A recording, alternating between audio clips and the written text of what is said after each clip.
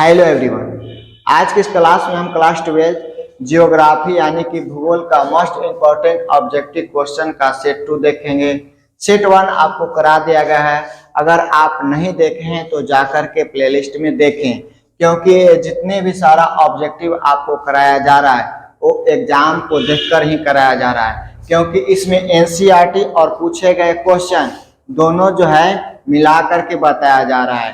तो आप इसे देखिए ताकि आपको एग्जाम में एक भी प्रश्न ना छूटे। तो चलिए सेट 2 को आज देखते हैं।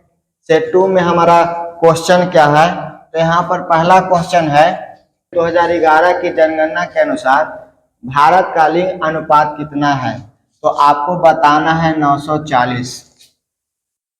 अगला क्वेश्चन है कि भारत के किस शहर में हीरा तराशने का कार्य प्रमुख उद्योग है। क्वेश्चन अगर पूछा जाए कि भारत के किस शहर में हीरा तराशने का कार्य प्रमुख उद्योग है, तो आपको बोलना है सूरत में। कहाँ है?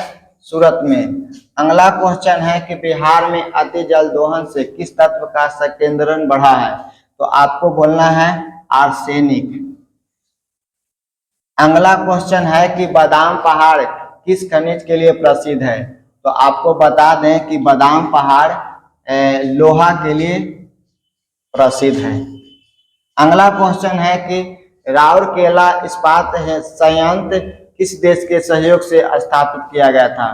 क्वेश्चन सुनिए, राउरकेला इस्पात संयंत्र किस देश के सहयोग से स्थापित किया गया था, तो आपको बोलना है जर्मनी। अगला क्वेश्चन है भील जनजाति समुदाय किसकी निवासी है, तो आपको बोलना है मध्य प्रदेश की। अगला क्वेश्चन है कि उत्तर दक्षिण गलियार किसे जोड़ता है, तो आपको बोलना है उत्तर दक्षिण गलियार श्रीनगर और कन्याकुमारी को जोड़ता है। अगला क्वेश्चन है कि कौन सा भारत का सबसे बड़ा व्यापारिक साझेदार है, तो आपको बोलना है संयुक्त राज्य अमेरिका। अगला क्वेश्चन है कि ध्वनि प्रदूषण किससे मापते हैं, तो याद रखना है ध्वनि प्रदूषण डेसिबल से मापते हैं। अगला क्वेश्चन है कि WTO का अर्थ क्या है, तो आपको बोलना है WTO का अर्थ जो होता है, इसका पूरा नाम जो है वर्ल्ड ट्रेड ऑर्गेनाइजेशन है, और इसको हम हिंदी में विश्व व्यापार संगठन कहते हैं। तो याद रखना है WTO का अर्थ विश्व व्यापार संगठन है। अगला क्वेश्चन है कि राष्ट्रीय राजमार्ग नंबर 3 किन्हें मिलाता है, तो आपको बोलना है कि राष्ट्रीय राजमार्ग नंबर 3 आगरा को मुंबई से मिलाता है। अगला क्वेश्चन है कि भूटिया जनजाति का संबंध किससे है, तो आपको बोलना है उत्तराखंड से है। अगला क्वेश्चन है मैक्सिको में स्थानांतरित कृषि की प्रथा को क्या कहते हैं, तो आपको बोलना है मिल्पा कहते हैं। क्या कहते हैं? मिल्पा कहते हैं। अगर क्वेश्चन पूछा जाए कि मैक्सिको में स्थानांतरित कृषि की प्रथा को क्या कहा जाता है, तो आपको बोलना है मिल्पा कहा जाता है। अगला क्वेश्चन है कि 2011 की जनगणना के अनुसार बिहार का लिंग अनुपात कितना है। यहाँ पर आपको भारत का है, यहाँ पर आपको बिहार का है। तो अगर आपसे पूछा जाए कि 2011 की जनगणना के अनुसार बिहार का लिंग अनुपात कितना है, तो आपको बोलना है 916। अगला क्वेश्चन है कि गेहूं किस प्रकार की जलवायु पौधा है। गेहूं किस प्रकार की जलवायु पौधा है, तो आपको बोलना है शीतोष्ण। अगला क्वेश्चन है कोडरमा किस लिए प्रसिद्ध है, तो आपको बता दें कि कोडरमा जो है अभ्रक खनिज के लिए प्रसिद्ध है।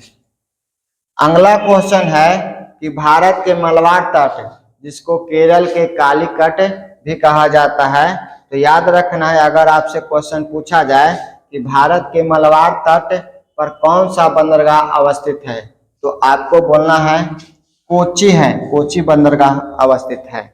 अगला क्वेश्चन है कि ऑस्ट्रेलिया के शीतोष्ण क्या कहलाते हैं।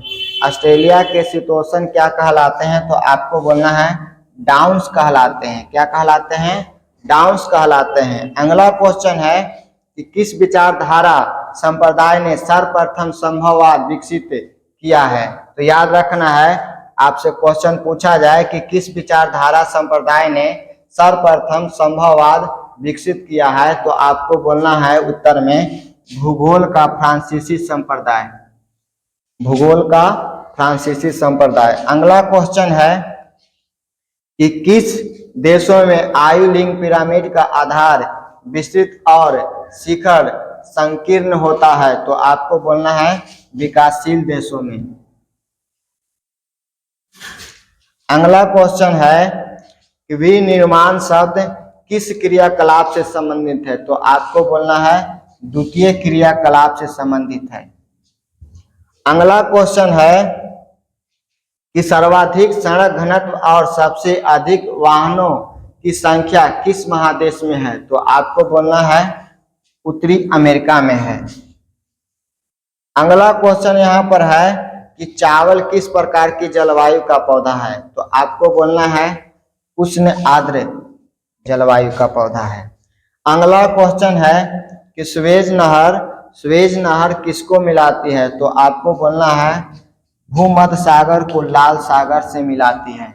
चलिए नेक्स्ट क्वेश्चन देखते हैं। अगला क्वेश्चन है कि नेशनल रिमोट सेंसिंग एजेंसी कहाँ स्थित है। तो आपको बोलना है देहरादून में है। अगला क्वेश्चन है कि परिवहन के साधनों में सबसे सस्ता परिवहन साधन कौन है। तो आपको बोलना है जल परिवहन है। अगला क्वेश्चन है कि 2011 के अनुसार भारत में जनसंख्या घनत्व कितना है। तो आपको बोलना है 382 है। अगला क्वेश्चन है कि ब्राजील में कहवा यानी कॉफी के बागान क्या कहलाते हैं। तो आपको बोलना है फैजेंडा कहलाते हैं।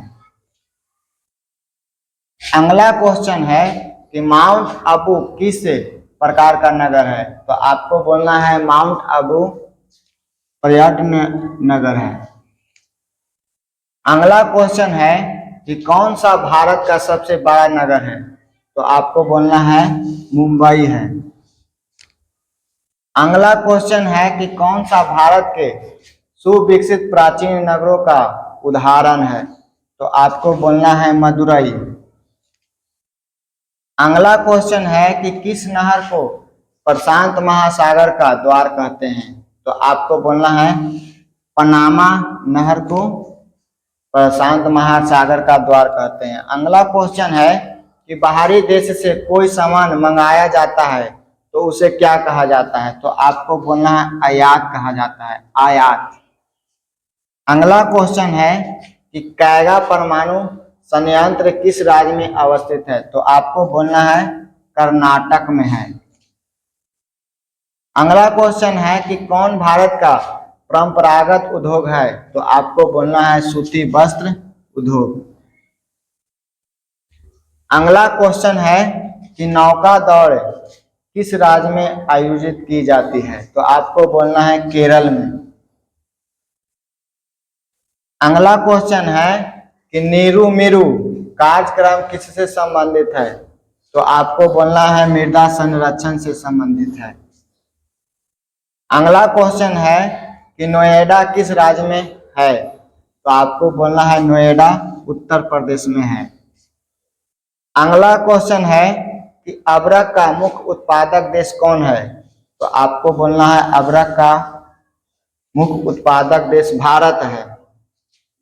अगला क्वेश्चन है कि किसने भूगोल के मानववादी संप्रदाय की स्थापना की। तो आपको बोलना है तुआन ने की, तुआन।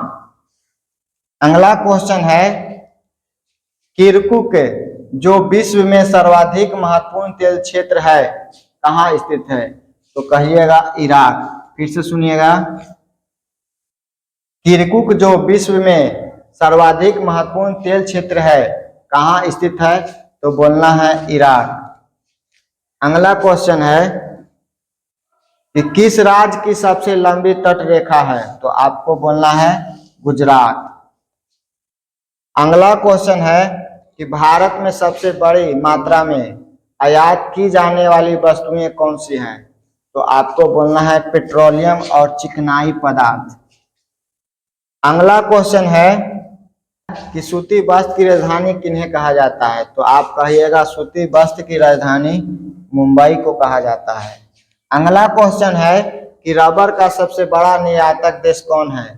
तो आपको बोलना है रबर का सबसे बड़ा निर्यातक देश मलेशिया है। तो ये हमारा था set 2। Next set next class में बात करेंगे।